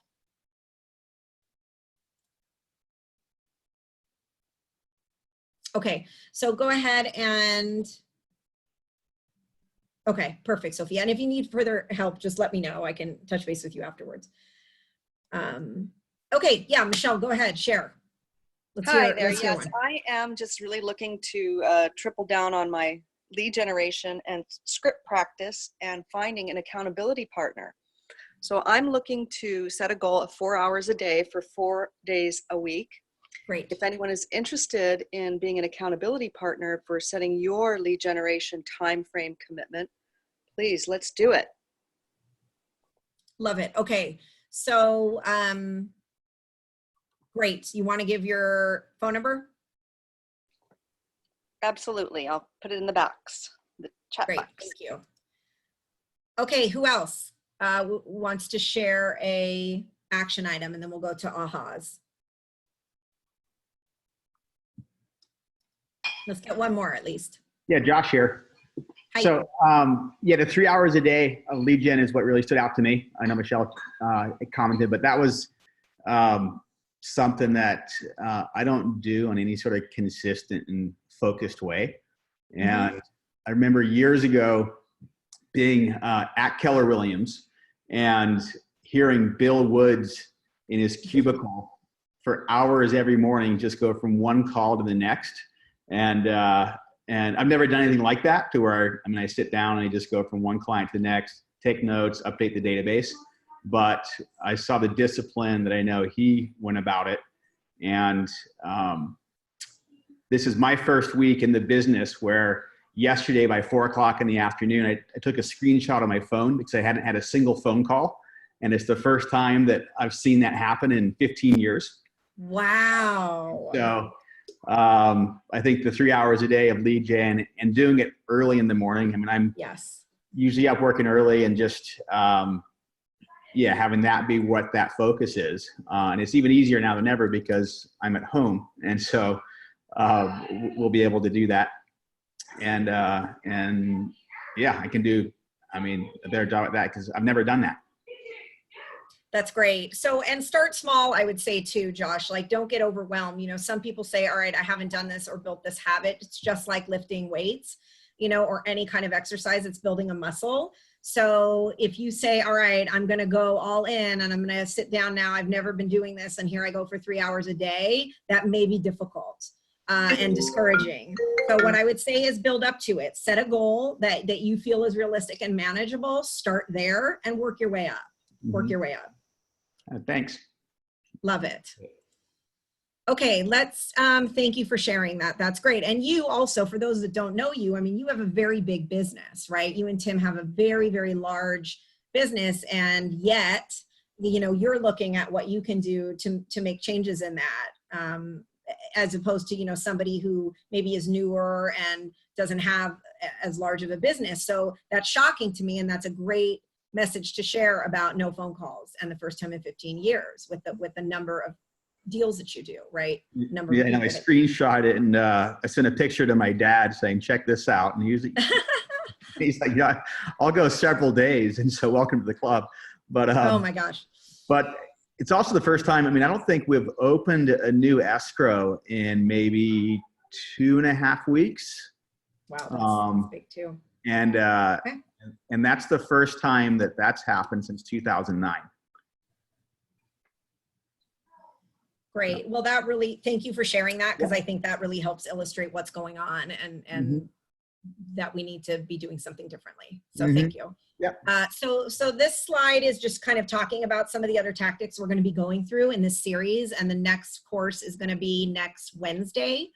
And that's going to be expense management, and that is critical. If I stressed to you the most important things that you need to be on is expense management right now. So that one, probably bulletproofing your transactions. They're all going to be really good, especially if you're not doing the lead gen stuff. There's going to be a lot of information on that. So next Wednesday from 1 to 3 p.m. That's going to be our new time, and then we'll be that every Wednesday till June 10th. Okay, before I let you guys go, it's 12:32. I would love to hear some takeaways from today. I know I kind of rushed through some of it just because I condensed the class by an hour. So let's talk about your AHAs, takeaways. AHAs stands for Agents Helping Agents. So share with each other. We don't have to go through Hey action tools there, I and just achievement, but just give me some AHAs. Yes.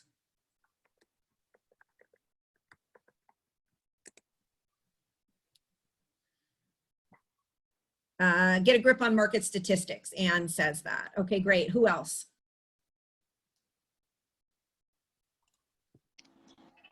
Lead generate until you have one appointment. Lead gen until you have one appointment. Love it. Great. Couple more. Shar says, I love everyone locking arms and learning together. Thank you for leading this class. You're welcome. One more. Dan says, focus on the 20%. Great. Awesome, Steve. Okay, you can read that if you want. Yay, Lisa, good job. Thank you. Applause. Thank you. So thank you guys so much. And I really appreciate you being on the call. I trust that you got some good value out of today, and I'm looking forward to seeing you again in the future sessions. And we'll also have some guests coming on and you know, maybe more experienced agents like Josh that can share with all of us too. So thank you for your participation and for doing what's necessary to stay in this business and support yourselves and everyone else and help your clients. So aloha, thank you so much. And we'll talk next week, Wednesday. All right, take care, you guys. Thanks, Lisa. All right, bye-bye. Bye-bye.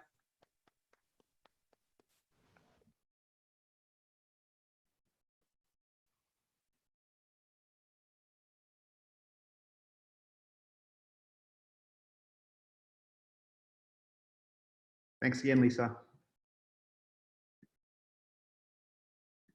Thank you.